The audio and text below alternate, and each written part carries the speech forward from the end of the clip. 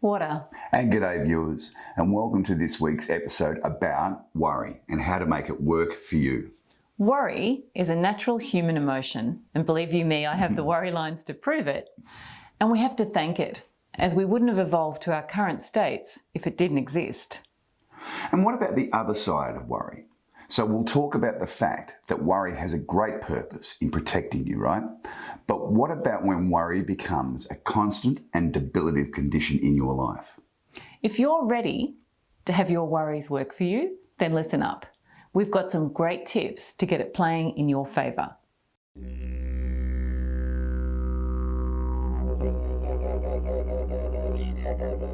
Water. And g'day, and welcome to this week's episode about worry and how to make it work for you.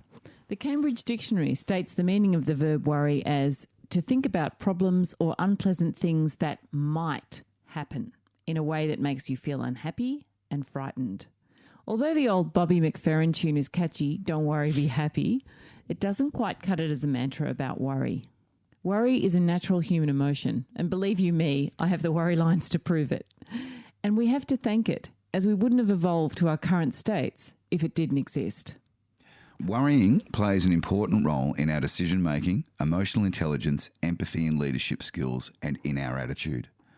The function of worry is clear, as it brings our attention to the fact that there is something that we should be doing or preparing for or preventing, and it gives us the motivation to take action. For example, if you worry about getting skin cancer from overexposure in the sun, you'll wear sunscreen. If you worry about the dangers of the ocean, you'll swim between the flags. If you worry about an upcoming live performance, you'll rehearse. Yeah, I would. If you worry about exam results, you're going to put in the effort and study. Worry prompts you to take actions that might be inconvenient, but they lead to better outcomes.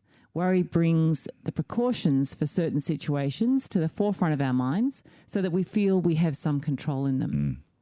Even when you don't have control over what's about to happen, worry can serve as an emotional shield. When we brace ourselves for the worst, it can dilute bad news and make good news feel fantastic. We've got a great mate of ours, Wayne, or Poozy to those in the know, one of the funniest and most life-loving people to walk this earth. And he has a terrific mantra. His mantra is, nothing's so bad that it can't get worse. So really think about that for a minute. Nothing's so bad that it can't get worse. And if you resonate with this, write it down and let it serve as a Poozyism that can help you in his unique, humorous way. It's a great reality checker and puts worries into perspective. Now, of course, there may be that one big thing or a major life crisis where it possibly couldn't be worse. But for the majority of situations, this Poozyism applies. What about the other side of worry? So we've talked about the fact that worry has a great purpose in protecting you, but what about when worry becomes a constant and debilitative condition in your life, stopping you from progressing in the direction towards your goals, holding you back from the life that you want and deserve? I love this from Esther Hicks. Worrying is using your imagination to create something you don't want. As we've repeatedly mentioned in other episodes, thoughts are things, units of energy, and the most important thing you will ever hear, we become what we think about. Where we are right now at this point in our lives is the sum result of all of our thoughts. Mitch, you've got a couple of good examples here. Yeah, sure, Jan. We've all known, right, or know of people who are obsessed with their health and living a healthy lifestyle, and then seemingly they just seem to be struck down with cancer or heart disease, right? The problem was their underlying reason for living this healthy lifestyle was their consistent thoughts of worry about cancer or heart disease. So their focus was actually on the disease and not on health. And because this was their dominant worry and thought, it manifested in their lives. And my mum, the beautiful soul that she was also one of the world's greatest worriers. She had a master's degree in it. She'd worry about everything. She constantly worried about so many things, in particular about me being hurt or injured on my bike or my skateboard or playing sport. Now, sure, there's always going to be some little accidents, but they were just minor cuts or scrapes. And this constant worrying was all for nothing. She also had this ever-present fear and worry that if she ever partnered again, something terrible would happen to her brother Kevin. And this drove her to never take on another partner, even when she had some lovely suitors chasing her. And I remember saying to her at one stage, I said, Mum, Kevin's a diabetic, a double amputee with crippling arthritis. You know, what worse could happen to him? I think terrible things have already happened to him. Please be happy, Mum. But she couldn't part with this worry. To back this up, there was research done at MIT which found out that like Teasy, Mick's mum, most of us worry about things that will never happen. 40% actually of total worries never happen. 30% can't be changed no matter what. 12% are needless worries about our health. 10% are just petty miscellaneous worries they're probably just made up. Only 8% are real and legitimate worries. So most of the things we worry about never happen, or we can't change the outcome anyway. So why worry? Studies have shown that people who worry are a lot less effective than those who don't. They get less work done and they're often far less happy. So how do we get worry to work for us and stop it being debilitative and stop us living to our highest potential? Here are the Chrysalis top 3 tips to turn worry around. Number 1, set aside a daily worry window. So work out a suitable time in your day designated to be your worry window, where you're allowed to worry and fret over all the things that are troubling you.